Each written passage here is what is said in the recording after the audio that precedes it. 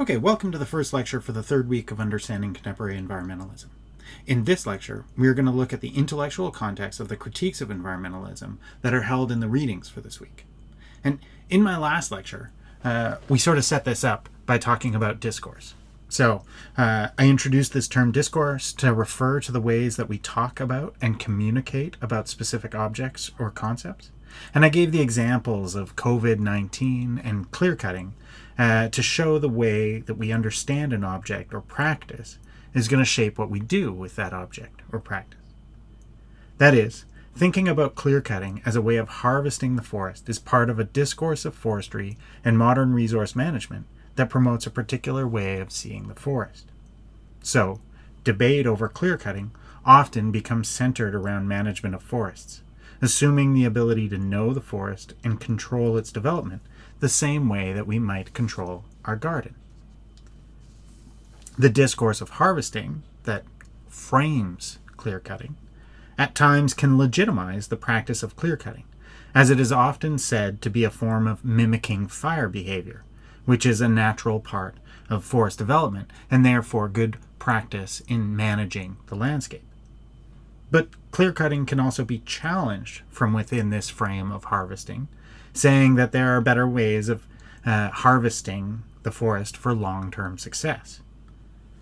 So what we see here, however, is that the terms of debate are shaped and legitimized by the larger discourse of the forest as a manageable object.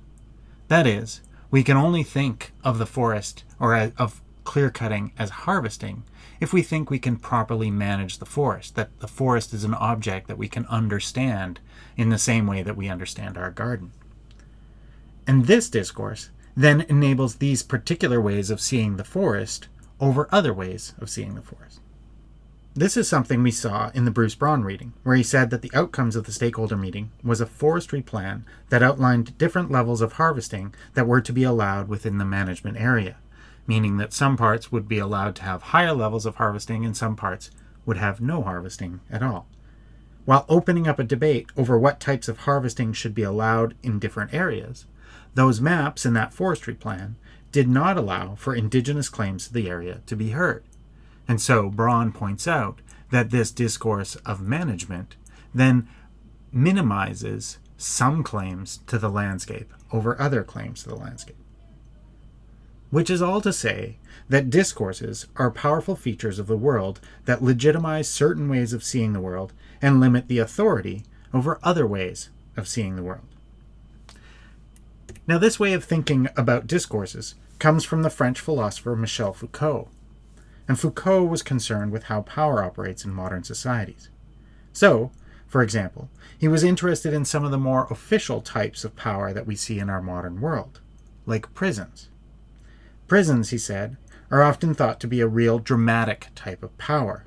They lock you up, hold you against your will, and are a completely different experience of power than we usually find in our regular lives. However, he argues, if we look back at the transformation of punishment, from the public executions and corporal punishment of the medieval ages to our modern-day correctional facilities, we see that prisons actually operate in similar ways to other parts of our everyday life. One of the big points that he makes here is that these are correctional centers, that they are designed to correct and change our behavior, and they try to teach us to operate properly in the world. In fact, as an educational institution, correctional facilities have a lot of parallels to the modern educational system, not the least of which is the importance of the type of power called discipline, which we'll talk about later in the term, are to both correctional facilities and education. Now, there's a lot more to be said about his work and the influence it has on understanding power and modern life. But the point here is that Foucault argued that our lives are in many ways structured by power in ways that we don't often see.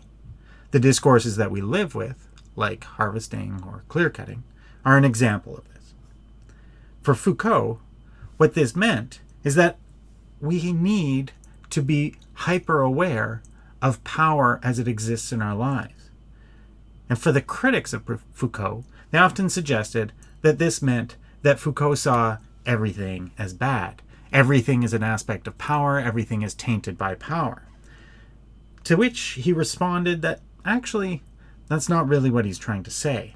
So in a famous interview, he responded to this by saying that my point is not that everything is bad, but that everything is dangerous. Something which is dangerous, then, is not the same as being bad. Bad suggests that it is over and we can't really work with it, but if something is dangerous, then it implies a need for caution and a need for action. Indeed, we work happily with dangerous things all the time. Some dangerous things are very helpful to our lives, and others are indeed very pleasurable. Now, I often think of this quote of Foucault's when I read pieces like William Cronin and Bruce Braun's, as I think it underlines what they are trying to say. It is not that nature, wilderness, or environmentalism is bad, but rather that it is dangerous. It could easily go off the rails, and indeed, we can see where it has done damage in ways that wasn't intended already.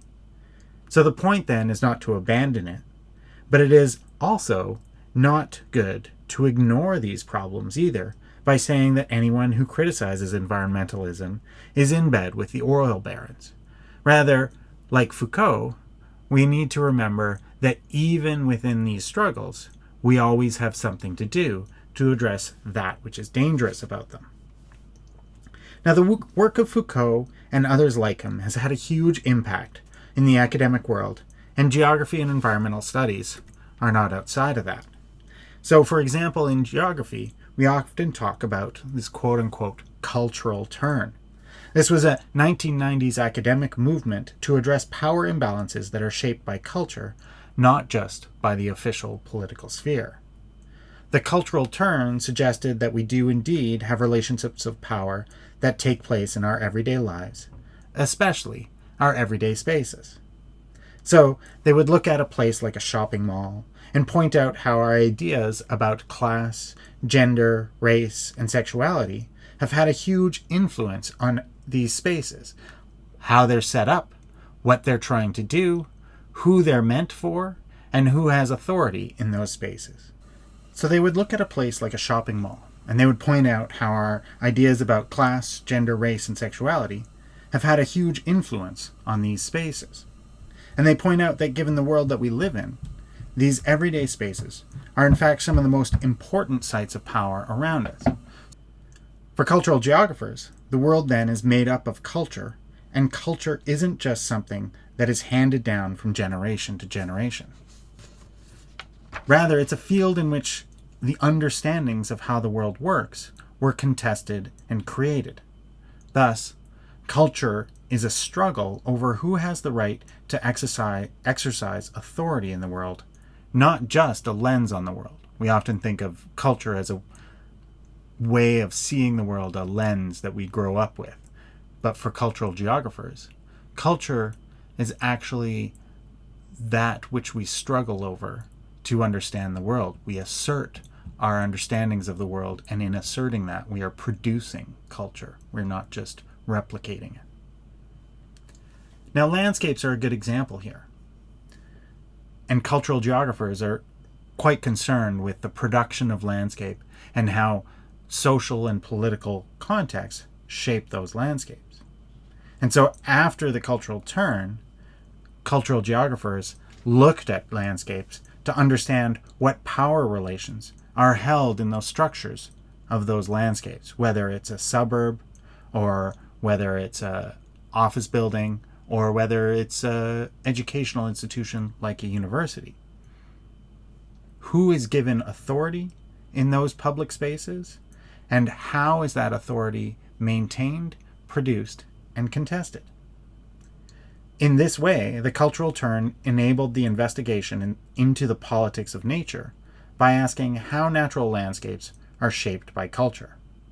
Landscapes are always, of course, shaped by the social conflicts around them, not just the physical and biological processes within them. Yet when we look at nature, we often forget the social context part. As Bill Cronin argues early on in his piece, nature is even more ideological because it tends to hide the ideology which is behind it. And so then it makes sense, if social conflicts are central to how landscapes are produced, that Bruce Braun would then suggest that the temperate rainforest would be shaped by colonialism, as the social and political context of the west coast of Vancouver Island is embedded in the struggle over colonialism. Now, I'm going to leave this lecture here, having outlined some of the background and the intellectual context that Bruce Braun and William Cronin are drawing upon in their articles. In the next one, in my next lecture, I will look more specifically at those readings for the week and set up the reading questions that I've posted as well.